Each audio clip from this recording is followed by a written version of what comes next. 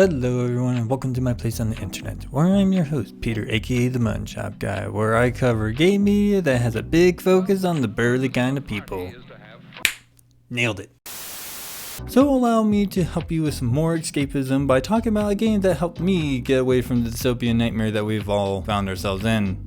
And this game in particular is called Strange Flesh, which I will have a link to the website where you can download it for free in the description below. Please do not hesitate to go check it out. But I can certainly tell you just by what you see on the home screen that this game has some very interesting things going on in it. So let's get right into it, shall we?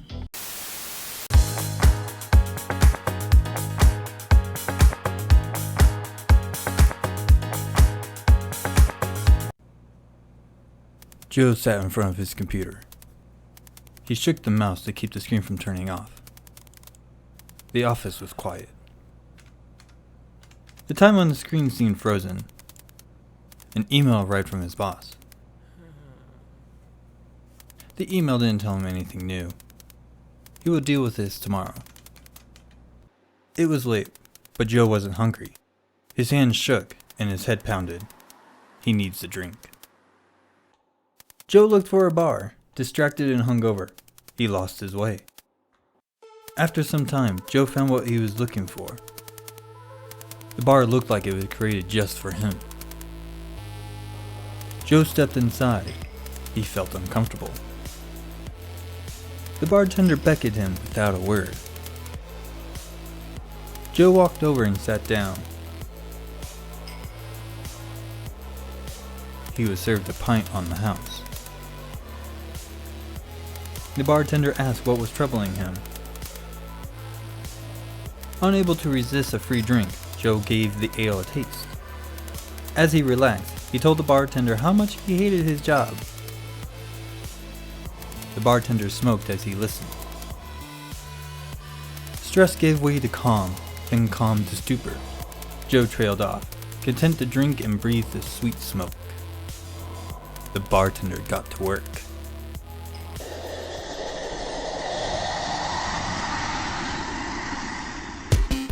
Strange Flesh is a beat-em-up retro-style game that is reminiscent of the classic 80s arcade games that most of you have played on a console, I'm sure. You assume the role of this awesome-looking bartender who clearly comes well-equipped for the task at hand. The goal is to traverse through the mind of Joe to find his innermost secrets and bring them to the surface.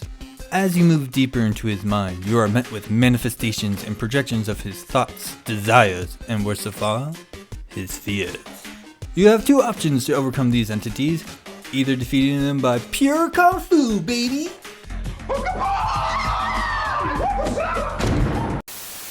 Or by using your cigar to smoke them out, resulting in a more aroused state of being for them. Wow. Things start out rather tamed with seeing the projections of Joe in his office. But with each step, things delve deeper into madness of desire. Joe starts to change, growing in size as well as changing in appearance. You also encounters Joe's fears and insecurities in the form of, I guess manifestations is the best way of putting it, because I don't know what else to call them. Yeah, f***ing idiot. As you fight to fend off these things, you collect resources depending on which method you defeat your enemies. Either yellow gems by brute force, or teal ones for smoke techniques. What happens when you collect enough of them? Yeah, it's never fully explained, but you'll find out soon enough, so let's keep moving. So I'm sure many of you are going to ask yourself, what is the point of having two different methods of defeating your enemies? That's a great question! Fighting them is the easy part. However, if you look underneath your health bar, you'll see another bar that has an interesting symbol next to it, and it will start to pulse it. No, don't say that, Peter. Mama Susan will get mad. Blinking. It will start blinking. Nailed it. Okay, so what do you do with this? When you defeat an enemy with your smoke attacks, they will reveal their inner, God, this is difficult to talk about without actually saying it. You know what? I'm just going to say hankering from now on. Yeah, that works for me at least. With this bar being full, you are now able to quelch those hankerings. as well as your own. You also get different specials if you're drunk, which can happen quite easily. Trust me, I know. Now, keep in mind that this is only the Joes that you can do this to. As for the other projections, well, they take care of themselves, and let's just leave it at that.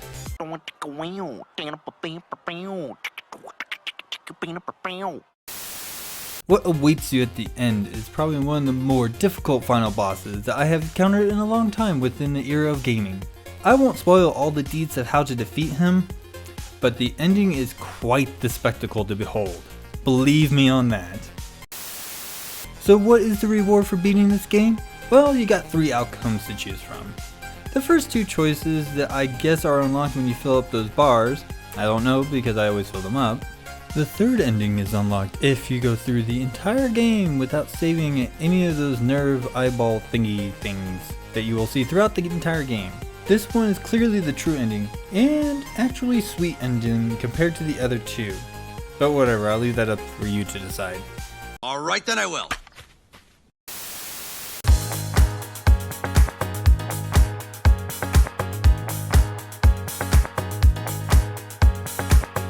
The gameplay is pretty simple to adapt to if you've played any beat 'em up style game before. I never really felt too challenged by the game until I got to the end and the final boss really pushed me to the limit. And I know some people are going to be okay with that, and some people won't be either. However, it being pretty simple makes up for all the time I can use to explore all the other finer details that I can't really show you here, but let's just say that they're pretty spicy.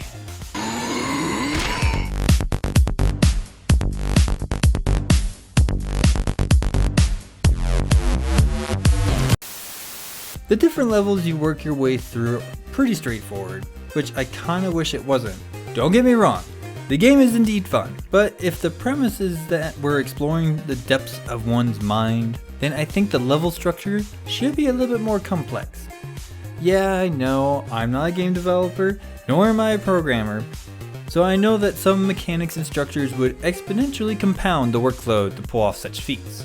However, I do like talking about the idea of these things in the hopes to inspire someone to go through with trying, regardless of succeeding or failing, because there's only one way we're going to find out if it works or not.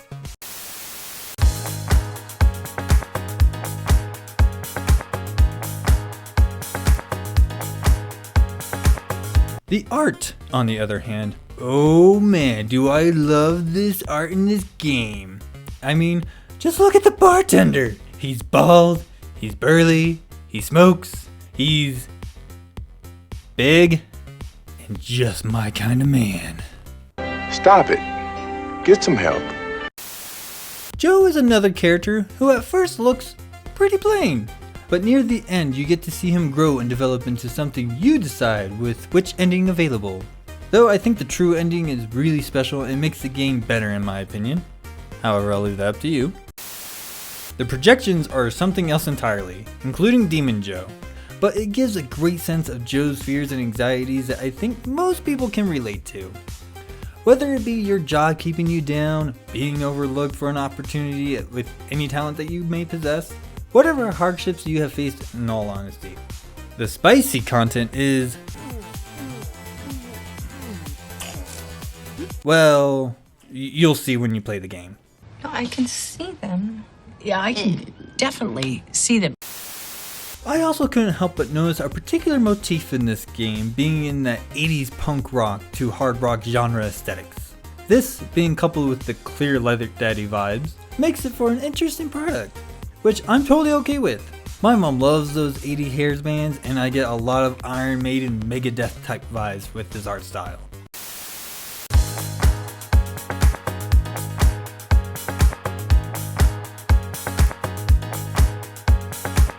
There is something to be said about the soundtrack. While I was playing the game, I was immersed into it, as it should when you're playing a game. But then I downloaded the soundtrack from the same website where you can get the game from, and I was blown away with how much of a bop it really is.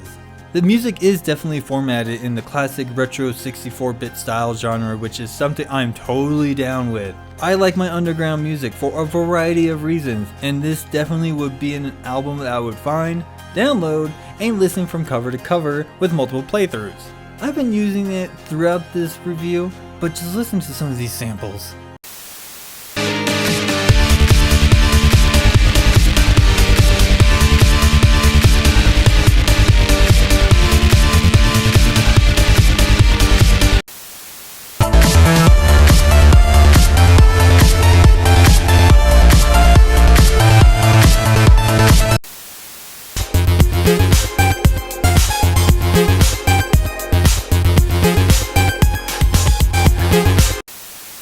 You have to admit that these guys did a fantastic job creating a sound that hits all the right points of nostalgia without force feeding you a mouthful of member berries. I know pop culture is on this whole nostalgia kick for the past decade or so, and I'm pretty sure that's my generation's fault for how commercialized it has gotten. But this to me is how you do it right. This isn't some carbon copying recreation that you see a lot in today's media, but a faithful homage to all the hallmarks of the style of gaming, the style of the art, the style of the music, all while providing something new that we haven't seen in the genre prior. I just love finding artists who do this with understanding what made it work so well and how to innovate within its confines. I can hear all the trends of the early 2010s and how they got it to work within the 64-bit format without losing the quality of how the song is structured. I'm not going to bore you with trying to sound smart in musical theory or anything. I just have a very sentimental passion towards music.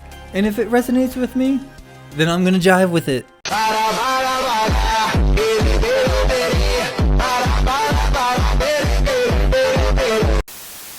So what is there left to say about this game? If you're like me who enjoys the retro world of gaming that are now in the halcyon days of long past, Jesus, that makes me sound like I'm calling myself old. Or like just having a simple game that has an easy to use mechanics while providing a fun experience, then this game is something you should try out. It's pretty short, so you can burn through it and enjoy multiple playthroughs. It's stylish that it comes off beautifully, the soundtrack pulls you into an overall very enjoyable experience for anyone who is a fan of the Komi/Bara genre.